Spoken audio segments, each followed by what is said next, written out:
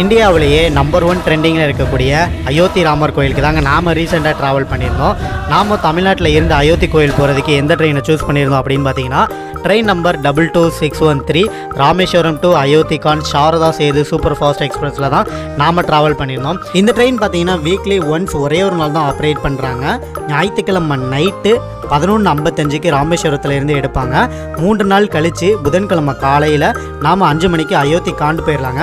ஆனால் இப்போதைக்கு ரீசெண்டாக பார்த்தீங்கன்னா பாம்பன் பிரிட்ஜில் இஷ்யூ போயிட்டுருக்கனால இந்த ட்ரெயின் வந்து ராமநாதபுரத்துலேருந்து ஆப்ரேட் பண்ணுறாங்க.